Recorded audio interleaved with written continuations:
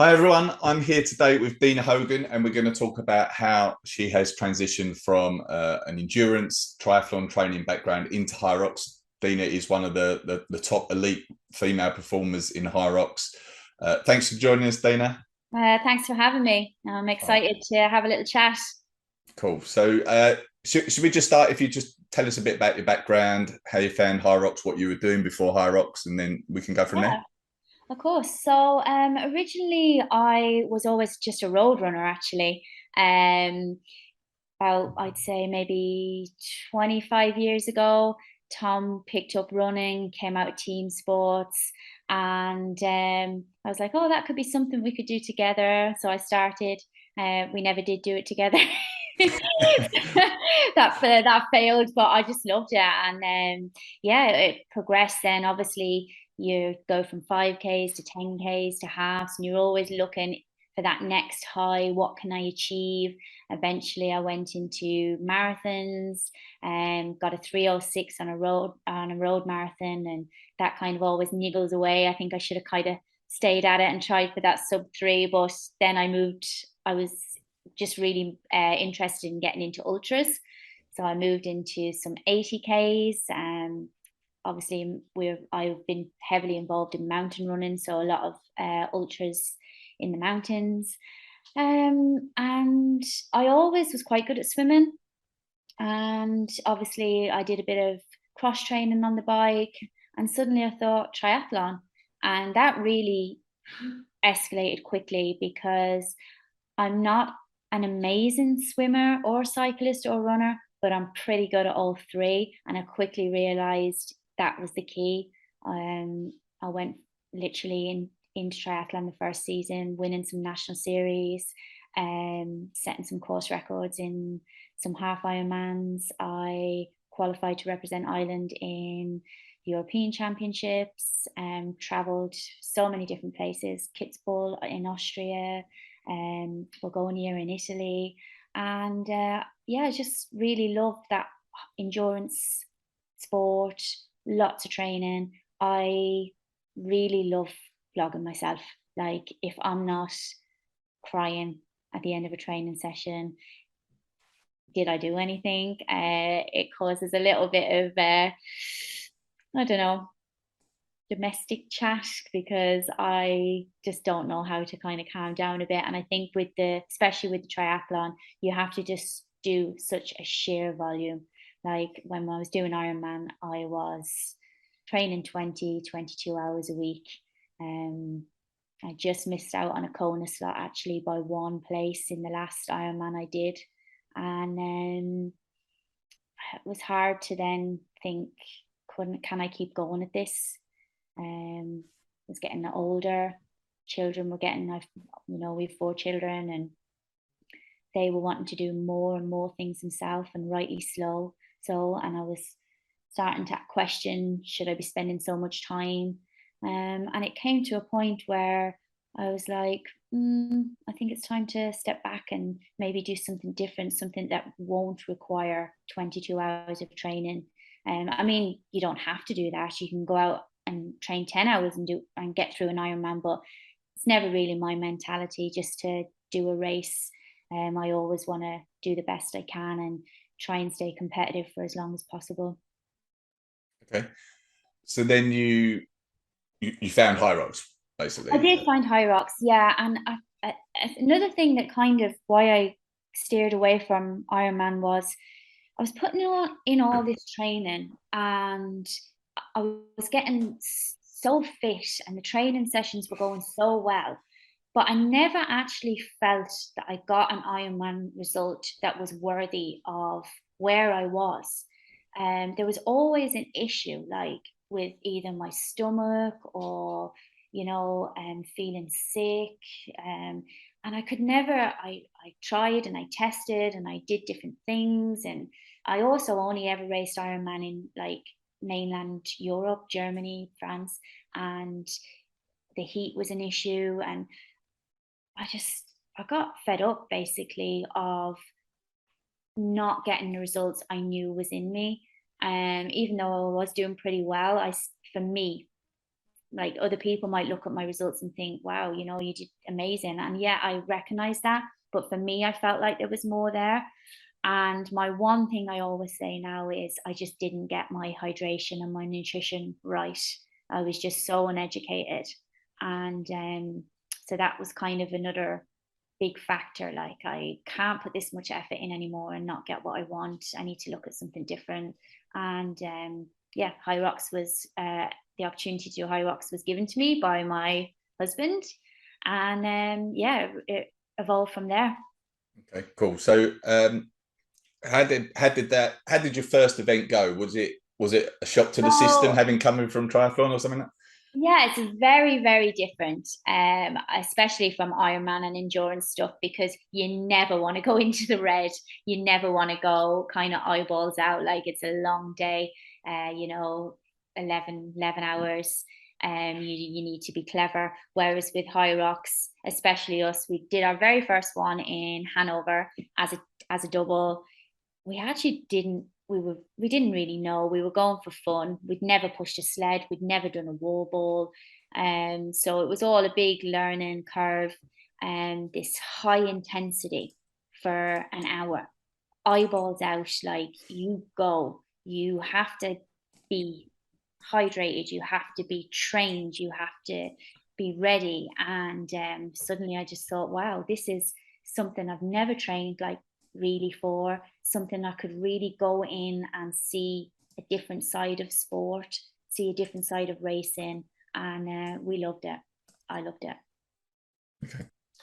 So if we talk about, I mean, not necessarily the differences in the event itself, like you've touched on those, but if how you're going to approach training for something like HYROX compared to Yeah. triathlon, I guess like the obvious initial question is around the strength requirements, right? It's a mixture of strength and endurance that's required.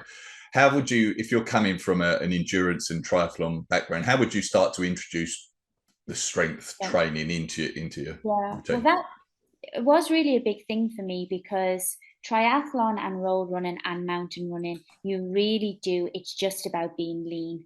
Like, you don't really do gym work. You might do a little bit of cross training gym work, just to more like mobility and a little bit of strength work, but you don't need strength. And you definitely don't want to be carrying muscle. Like, you just want to be lean. You want to stay. I've spent my whole adult life up until 4 years ago constantly trying to stay lean. So it was a whole new learning curve. We'd done a bit of gym work, but as I said, like nothing remotely close to what we do now. We actually have I actually do 4 to 5 sessions with just strength work alone. Lots of compound lifting, just trying to build muscle, and really tap into what's needed for them functional stations, and finding that balance between not getting too heavy to still be able to run fast. Because when you're at that top level, these people are still moving. Like, you got to have a bit of everything. Like, so it's finding the balance and going with it. Okay. So did you find that the volume of endurance work that you were doing, I mean, I guess it would naturally reduce anyway when compared to a triathlon, right? Did you find that you had to reduce that quite substantially as you brought the strength work in?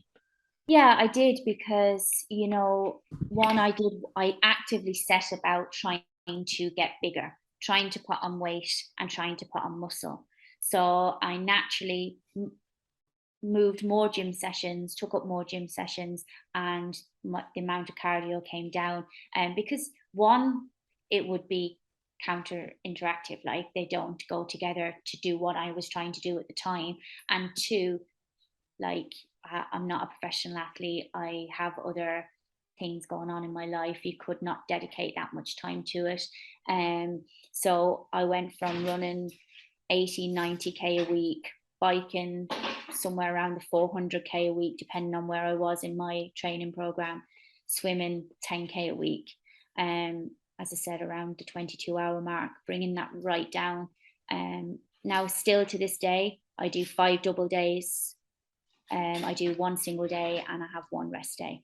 And so that's still quite a lot of training, but just very different style. I mean, if I do a 45K run week, that's a good week for me. Okay. And I think it's mental. And do you know what I do an awful lot as well? Sometimes I still compare my HYROX training running paces and my HYROX racing paces to road running. And it's a hard shift, like, because obviously when I race in HYROX, I'm around the like 4:15 to 4:25 pace, depending on the race, depending on who's there. I mean, like if I went back to like road running 10K, God, you know, you'd be left at the back of the pack, like. But I have to change that mentality that that's not what I'm training anymore. I'm not a runner anymore. And so it's just learning to recognize that and train very differently to be good at HYROX. If you do you structure your training, is the strength and the endurance, do you tend to keep those very separate? Like you mentioned double days, are they very separate? Or we actually do, and I know it's quite a hot topic in, I suppose, like it's been touched on before. HYROX is so new and such a new concept that everybody is trying to figure out what's the best way to train for it. And do you have to be bigger, or do you still have to stay leaner? And we have been involved in this now for 3 or 4 years, whatever it is, and we can safely say we've probably trained wrong every way possible, learned from that, and now we really feel that we have it in the bag as regards what we need to train for.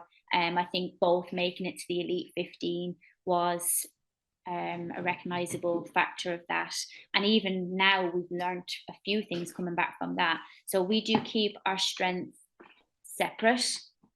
We couple of times a week we may put in some strength movements within a WOD, so there might be some like back squats or something like that going from a row or whatever, but the majority of our compound lifts and stuff are completely separate to our high intensity stuff.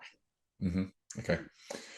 And from a pure running perspective, like running is a fair percentage of a HYROX. Yeah. What would your running training look like high level throughout a week? Are you just mainly doing steady stuff? Are you mixing up with intervals? So we always do a couple of key sessions. So we always do a standalone speed session run, and that may look like K repeats. It may look like a 3x2K at threshold pace. It may look like a tempo run, but there will always be one clear standalone run that our bodies are rested for. And so we'd usually tend to do it on the day. Sorry, he's getting on to me because he always tries to make sure I'm rested for it, but I'm eager. He's giving me a dirty look. Mom is always well rested going into it. So yeah, we always usually make that on Tuesday, and Monday's easy, and then Tuesday, because I do recognize the fact that training in the grey is not really the ideal. So a lot of people tend to do their slow work still too fast, and then they can't really do their fast work as fast as they're supposed to. So instead of having an easy day and a hard day, they've got this neither nor day across the week. So we always have a really good standalone speed session for running, and for them we take our running paces, not our HYROX paces, which is quite interesting. So it'll be way faster than what we'd ever compete HYROX in. And it seems to help then come race day. Like we do a couple of steady runs, and then we do a lot of compromised running. Everything has a purpose. There's no just junk mileage, as we call it, which ironically we did a lot of when I was just marathon training or Ironman training, just as we call it, time on the feet, just get miles in the legs. but you don't have that leeway in HYROX. You have to be on it. Like, you have to have them to be able to do them paces that you set out to throughout the 8K. I guess there's probably less room for junk volume as well when you've got the strength elements in HYROX. Exactly, because you're trying to juggle doing 4 to 5 strength training sessions. You're trying to juggle 2 and 3 maybe compromise running sessions within WODs, some erg work, standalone running work. Like, you're still getting in quite a bit of training, but it's just being clever and making sure them training sessions have a purpose, and they're not just going down and idly wasting your time at something that, which is why I still would love to like go swimming and go cycling every now and again, but I just can't justify the time for it when I still want to be competitive with HYROX. If I was just doing HYROX for fun, because I do believe that I could get round a HYROX no problem, if I didn't mind where I finished, if I didn't mind my time, I would definitely still be swimming and cycling because I enjoy it. But I can't justify that time now away from a purpose session.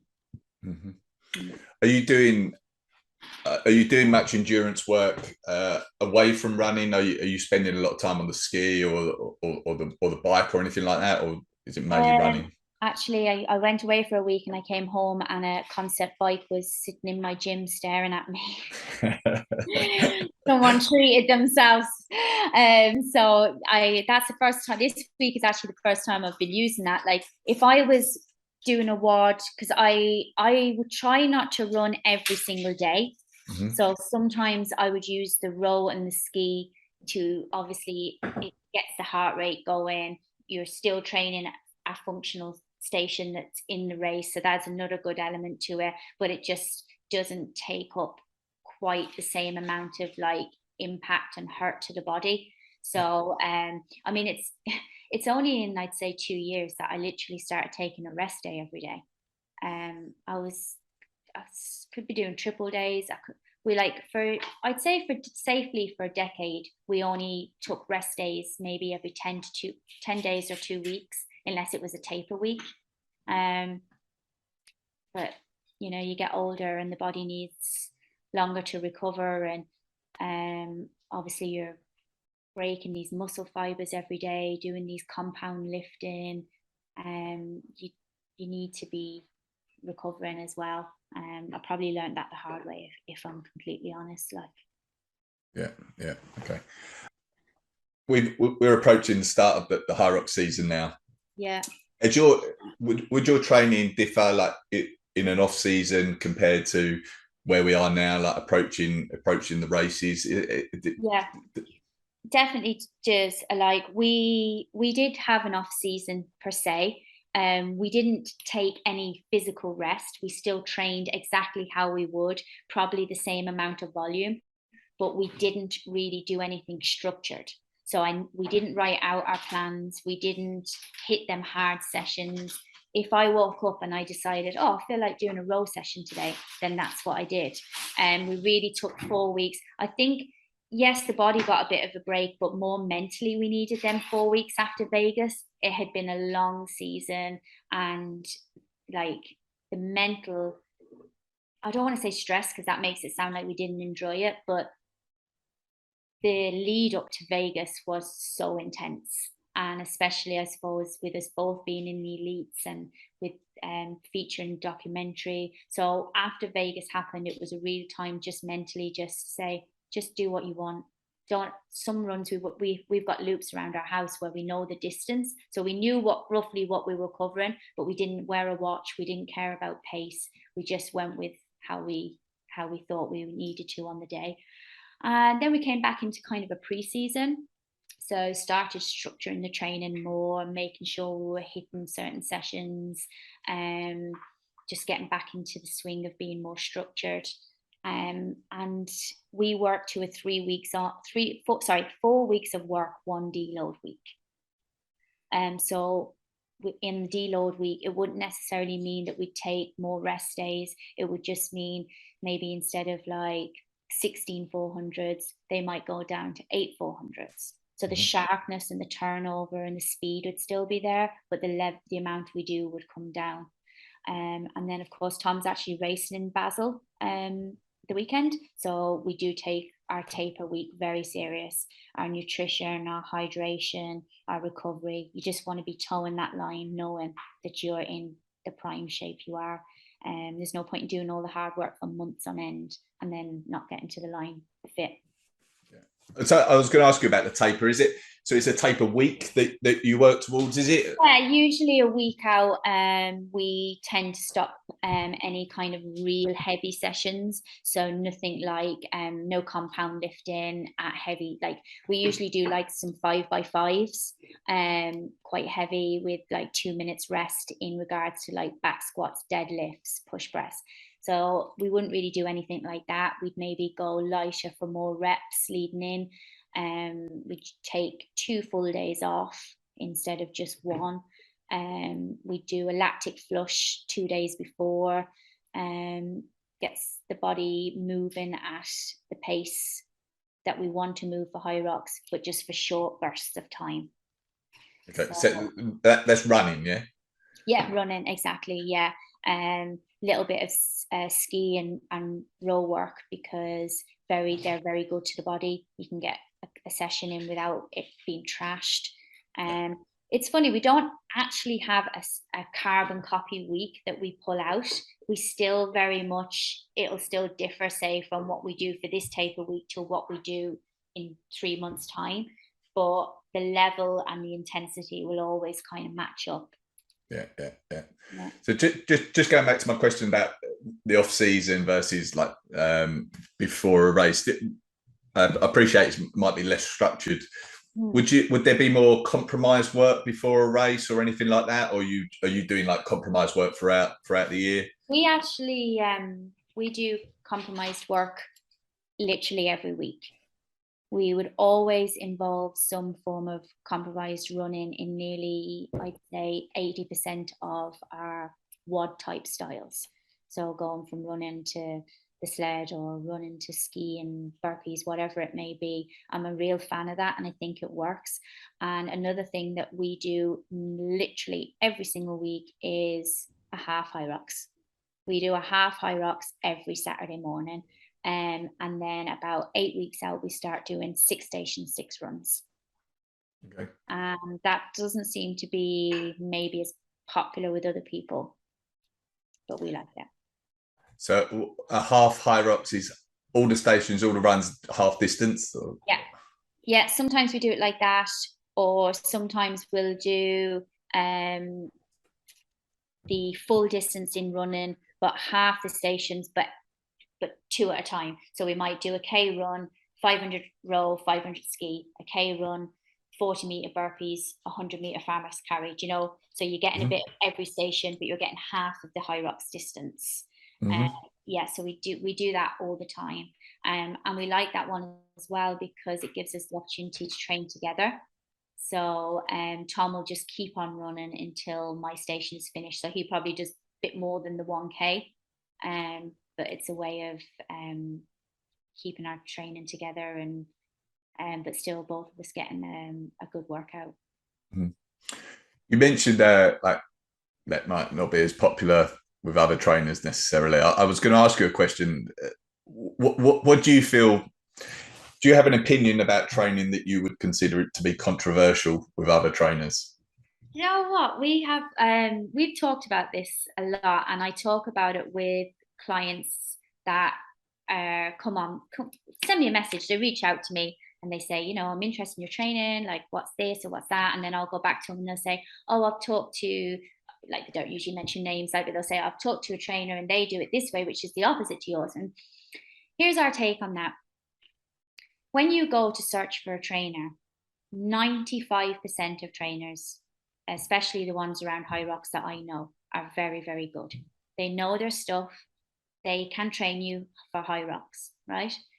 It may be different to what we do and what Joe Bloggs does down the road, but it will work because these people are going from maybe training once or twice a week, or maybe training a huge amount for 2 weeks, but then not doing anything for a week. But suddenly they get a coach and they're consistent and they're answering to somebody. So sometimes it's not even necessarily the magic formula, but it's the fact that you've got a coach that understands you, that knows your life and how you have to juggle it. And that's where I feel our coaching plans are a little bit different maybe to what's out there. It's not necessarily that we know better than other coaches, but we're prepared to work with clients solely so one-on-one so that it works for them. They're consistent, they're doing stuff they probably never did before. And as I said, everything works. Most things work. So I don't really think there's too many coaches out there that steer you wrong. But it's finding someone that you feel you can work with, that gets where you are in your life, maybe a bit more relatable. Most of my clients have 40, 50 hours a week work, family life, and that has to be recognized, because you can go out and slay yourself for a month and everything else will take a back seat. How long you can keep that up, I don't know, you know. And that's not to say you won't sacrifice stuff, like friends and family might, you know, you might see a little bit less of them leading into races, and you know, you might have to not do social occasions, and that's expected if you're wanting to push yourself beyond that, doing it for the crack kind of. It just depends what you want out of your HYROX experience, I suppose. Yeah, sure. All right, if we move away a little bit from training, so the mental side of the sport. Now, I think I've heard you talk before, and you sort of alluded to it here, like you're willing to go to some dark places, right? You're willing to like push yourself. I'm interested to know, like, what are you thinking when it's like really tough? Are you trying to think happy thoughts? Are you like, is there something that's motivating you to push yourself? Where'd you go? Do you know what? I find this really hard to answer, because I never get up and ask myself, am I going to do it? It's not even there. The option is never there. Like, it is, I'm getting it done. So for me, it would be more tormenting for me for the rest of the day if I had to, say, pack in a session halfway through. As painful as it is when I'm doing it, like 8x1K, I think is a really tough session if you've got your paces where they should be, because you get to that fourth one, you're already hurting, you haven't even got halfway, but I know, as bad as that is and as hard as that is, if I stopped and didn't finish that session, it would be on my mind for the entire day, like, you know. And I can push myself a lot. I don't really train with anybody other than Tom. And even of late, that hasn't been as much, just purely family wise and what we've got going on at the moment. And I can just go there. I can really just go into the pain cave and stay there. And I think that's why I tend to do as well as I do in races. If I'm completely honest, like, I haven't got as much raw talent as other athletes I know, other women I know. But I've just got to fight. And I've got a willingness to hurt. I can really hurt from literally the ski and still carry on. So I don't know how you train for that, whether it's just there or not, I'm not sure. But for me, it's definitely there. Yeah, I agree. I think that's quite a major factor in HYROX. Is like a better time isn't just about getting fitter, right? It's like there is a mental element to it, and being comfortable, being uncomfortable, you know, and sitting in that place. I mean, it's HYROX, because of all the different stations and the ins and the outs and the runs and the no reps and the technicality of the movements, something's always going to go wrong. Personally, and anyone I know, I've never known anyone to come finish at a race and either something didn't go wrong, like you've ran an extra lap, or you know, you went in the in instead of the out, or you got 20 no reps on your wall balls, something's going to happen. And you have to be mentally prepared. I talk to my clients about this all the time. Like, you have to be ready to scratch that off, go again, like, not worry about it, and have the mental strength to cope with it. You know, and it reverts back to Ironman as well. You know, getting a flat tire on the bike, probably going to happen. You just have to learn to deal with it and make sure that you don't panic, have a plan. What's the worst thing can happen here? Okay, that could happen. How would I deal with that? Leave nothing to chance. Talk through your race, and be ready for anything. Yeah, great. All right. If we change the subject a little bit, into if we're talking about people coming from a triathlon, I was listening the other day to someone talking about the entry cost to the Kona if they'd qualified. It's like $1,000 or something. It's madness. Yeah. I guess that's one benefit, right? If we're talking about changes versus triathlon to HYROX, is the cost. Yeah, the cost of Ironman is absolutely ridiculous. Like, I've spent up to €800-900 on race entry, but really that's when the very first Ironman I did, when I went to enter, I was like, oh God, you know, kids were small. Obviously, money is always like, that could be spent such and such a place. And I didn't really understand where the money went. I thought it was a bit of a rip-off, but you know, I wanted to do it. But then I actually went to an Ironman and I understood it. The ones I've been to anyway were worth every penny. The logistics, what the family got from it and what we got. So it's not that I wouldn't think it's worth the money. It's just a lot of money compared to HYROX. And the other thing is the amount of money you spend in Ironman. Like, you can essentially buy time for Ironman. You can't do that for HYROX. Like, you can go get yourself a nice deep rimmed pair of zips for, I don't know, $2,000 and buy a half an hour on the bike. Your TT helmet, you can, you know, get your power meter for your pedals, and so it's endless. Like, the money you can spend in Ironman is endless. I mean, we went through a phase where me and Tom were both doing Ironmans a week apart, 2 bikes, 2 helmets, you know, it was it was madness. I suppose very different to HYROX. Realistically, But the main question is about what footwear to wear, and that's exactly. pretty much it, right? A pair of trainers and you're good to go. Like, your entry fee is what, 100, just over 100 quid. Now, obviously, for us, there's yet to be a HYROX in Ireland, unfortunately. Not for my nagging to Christian and all the others. I'm like a dog with a bone on that one. But obviously we've got to incorporate our flights, because every single HYROX we do is a flight, a hotel, and so that situation is a little bit different for us. But we're lucky. Like, my zone is very good to us, and we love the product, we love wearing it, we love using it, we train with it, we race with it, and they help us with races. So that's the situation we're in. But yeah, I can imagine for anyone coming in, 100 quid over 1,000 quid is probably a little bit more appealing. Mm-hmm, mm-hmm. So what races are you booked in for this season, HYROX wise? I am actually not even. Oh, sorry, no, tell a lie. I'm booked in to do doubles, our first ever doubles since our very first one a few years ago with Tom. And so I was actually injured there for a few weeks. I couldn't run for 7 weeks in the end, it was. And so I decided not to enter Switzerland. So Tom is going there at the weekend. And now I'm kicking myself because I definitely would have been ready to race. And I'm chomping to race. But you'll first see us, we are doing doubles in Birmingham. And we're really looking forward to that. And we are hitting up Hamburg.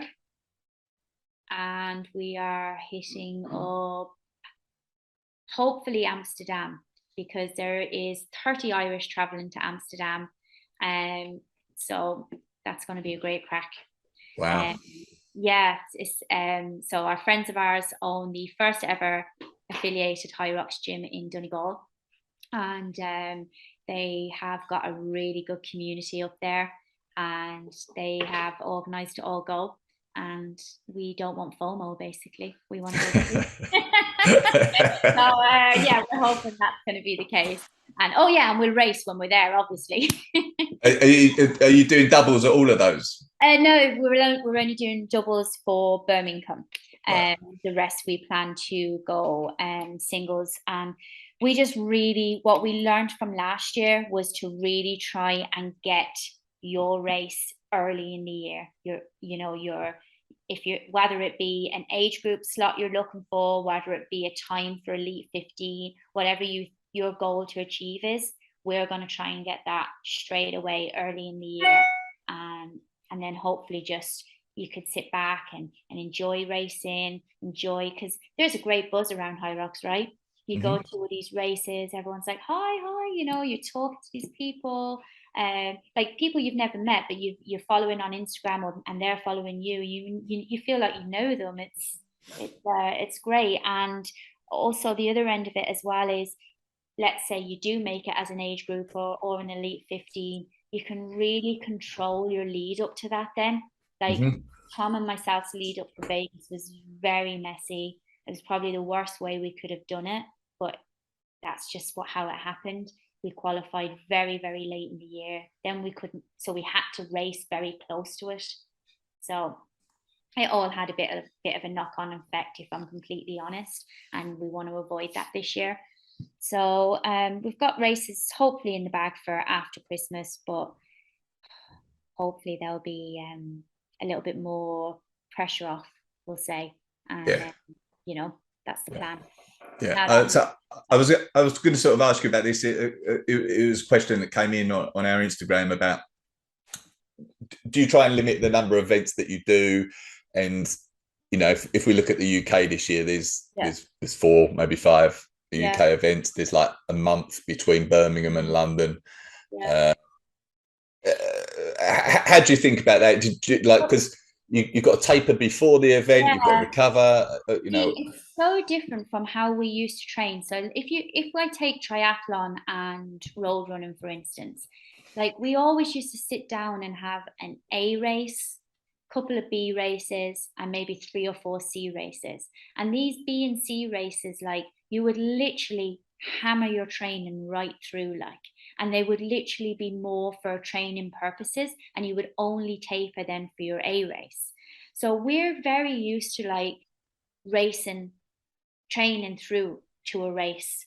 With HYROX, it's a little bit different, because obviously you can't run down to your local soccer 5K at the end of the week, so from a performance point of view, obviously back-to-back HYROX, this is not ideal, but at the same time, no training session on earth can give you what a race gives you.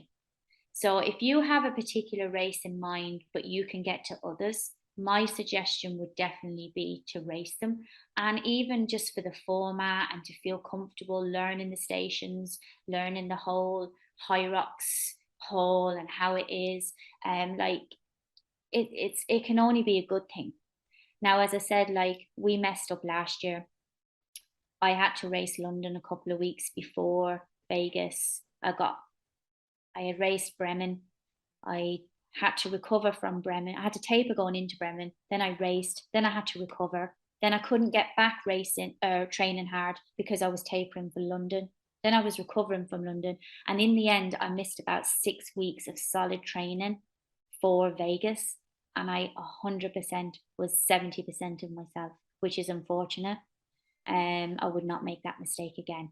But if you're clever, you really, there is no reason why, if you're in the UK and you have the time and the funds to race every single UK HYROX, I would say 100% go for it. Okay. Yeah. All right, great. Another question that came in: what's been the toughest race of your career ever? Oh, okay, toughest race.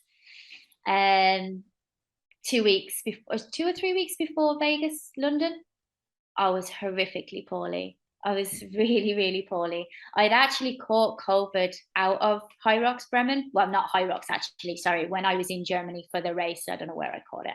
And it took more out of me than I ever thought it would. And I was coming back from that. I had missed a lot of training. My stomach was horrendous on the day. I had my worst position ever, my worst time ever. I missed puking at the finish line on Chris by about this much. I had my most embarrassing moment at HYROX London. So yeah, that was definitely the worst. Like, I mean, it's funny, like, because people might think I would jump to Vegas there because I came last. Like, let's call a spade a spade. Like, I was the last female athlete to finish that race by quite a bit. But it was such a different race for me. I never had any intention of like being able to compete. Even at 100%, I wouldn't have been in that top 5. You know, sometimes you just have to see where your limits are. I'm so much older than the other girls there, different time in my life, different racing, lots of different factors. And they're not excuses. That's the reality of how I went in. And for me to even make that top 15 was incredible. And it can never, ever be a bad race. It can't. I have nothing but amazing memories from it. So it isn't that race, even though that's the only time I think I've ever finished last in a race. Yeah. I mean, for context, it's last of like the best 15 in the world. You know, exactly. That's what I'm going to go with. But like, you know, maybe my mum, for instance, like, you know, she's obviously, she knows what I do, but she's not clued into anything. Going then, because she's so used to me doing so well, I suppose, and that might come from like, because I do little local races here, and then obviously I win my age group most time. I think every race bar one, I've won my age group in HYROX. So she just assumed I was going to win. She assumed Tom was going to win. Like, she was disgusted. What happened to you? She says, what happened to you? So yeah, friends and stuff, they might not really realize the context of even getting to the elite 15. But yeah, my worst race was definitely the London HYROX. Okay. If we talk about nutrition a bit, I don't know. This might be a rubbish question, but like broad level, how do you think about nutrition? Like fueling yourself for HYROX, is it different to what maybe you've done previously? Anything there? Yeah, well, as I said, it was like as much as I knew and as hard as I trained for the Ironman, I really didn't. I was so uneducated as regards nutrition and hydration and like refueling my body, like, and I just thought like, oh, you know, you could just get on with it, just drink water. Didn't take into account like, you know, breaking down muscle fibers and then repairing magnesium, salt, taurine, all of this. I was just hadn't a clue. So my Ironman days, like, they could have been so much better, but you can't live in the past. You can only live now. It's very important to me. And I harp on about it all the time with my clients. If you haven't got your hydration and your nutrition right, it doesn't matter what training you do, it will not go right on race day. So I really take it serious, and I think everyone should really. When you're at a high level, like when you're competing at HYROX, you're essentially doing what everybody else is doing. Like if you take the top 5 pro women in HYROX races, there's probably very little difference in talent because they've all got there, they've all got something. There's very little difference in what they're training. No one is doing more than really anybody else. So how are you winning? How you got that little edge? And it comes down to marginal differences. And that's things like sleep, that's things like hydration, that's things like nutrition. And so it's how far you want to go and commit to getting the achievement you want, how much you're going to dedicate to your nutrition and your hydration. So, you know, at your own peril, don't take it seriously. Okay, that probably leads us on nicely to what you're doing with Builder at the moment. Yeah. Right? So Hunter McIntyre, we all know that madman, HYROX World Champion and HYROX World Record Holder doubles with Tom Hogan. He developed a hydration drink called BLDR Hydro, and it contains basically everything you need for pre, during, and post workout. If you're doing any form of activity, high intensity, endurance, HYROX, triathlon, running, you name it, this drink will help you. I have been on it for probably around, maybe 6-7 months now, and the difference it's made is unbelievable. Top athletes, especially in HYROX, because obviously that's my world at the moment, that they're on it, they contact us all the time saying they can't believe the difference it's made. Friend athletes, clients that I've kind of said, look, obviously just try this, I recommend it, they've come back and said they've seen a difference. So it's just about, like, especially with HYROX, you need to stay strong whilst running fast. You need to keep muscle mass. And if you're not fueling your muscles appropriately, your body burns that muscle. And there you go. There's all your hard work gone. Like, you know, you need to replenish. You need to get them BCAAs back in. And BLDR Hydro, it does it. Okay. And it's for hydration as well. It's not just for the muscle breakdown, right? It's for hydration. So like, yeah. So if you're like a sweaty mess like me when I train at the moment, especially in this heat, exactly. You're losing electrolytes and stuff like that, right? Yeah. So like, if for endurance and recovery enhancement, obviously you've got 6,000 milligrams of BCAAs, you've got 3,000 milligrams of taurine. We could talk for hours, but I think anyone that kind of has an educated grasp on training will understand why you need them. But on top of that, then it's also for hydration support, like you said, for when you're sweating or when you're training in a hot climate, when you're in them halls that HYROX is in. It's got sodium, 500 milligrams, got potassium, calcium, magnesium. So all your salts, all your hydration taken care of in like one scoop. It's just the convenience of it all as well. Like I said, it's the strongest hydration drink on the market. So it's all about ratios and having the ingredients in there, but for the strength that's needed. So many drinks you see on the market are just, yes, they have them in, but when you actually look to see in what format and in what strength, the difference is insane. Where do people go if they want that? Where do people go? They can go to Builder International on the website, or they can go to many Instagram pages that has the link. Hunter, Tom Hogan, myself. We've got a couple of people in London that are involved on the team. You've got George Edwards, master trainer, Joe Patrick, you've got Natalie. So they've all got roles, they've all got ways to buy the supplement.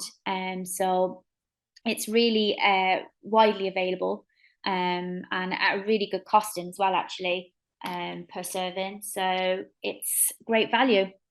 And I can't stress how much of an edge it will really give you. I would never stand behind a product that I didn't believe in. There's been many times throughout the years I've been asked to promote something or support something. And I've said, yeah, okay, let me try it for a couple of weeks.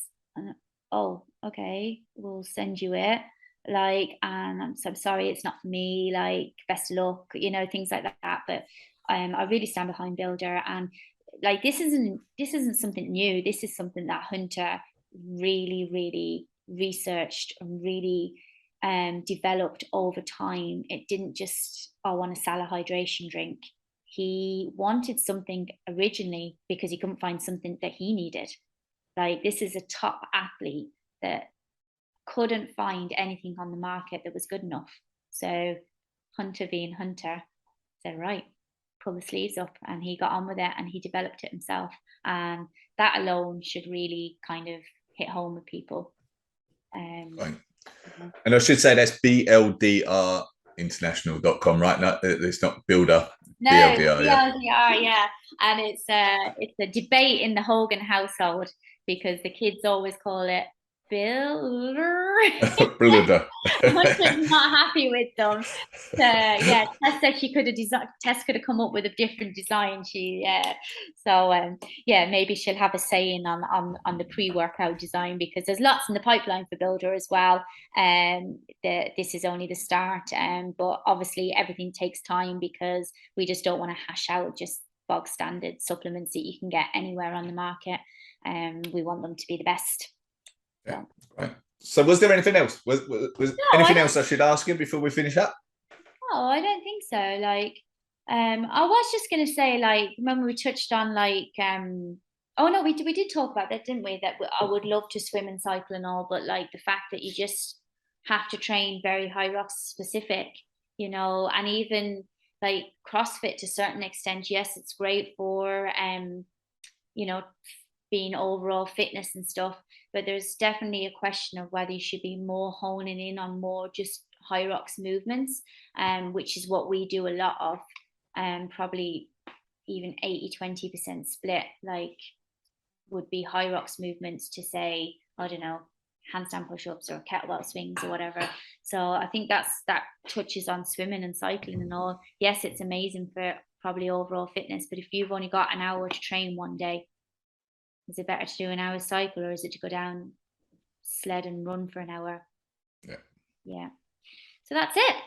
Okay. And you do coaching, yeah? People reach out to you if they're interested? Yeah, Tom and myself have an online coaching company called Team Hogan Coaching.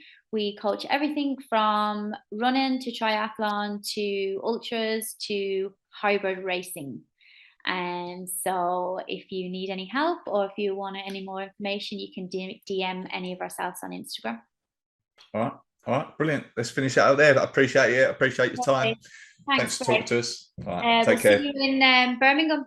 Yes, you will. Brilliant. Right. Brilliant. Take care. See you, everyone. Thanks, Talk soon. Bye. Bye.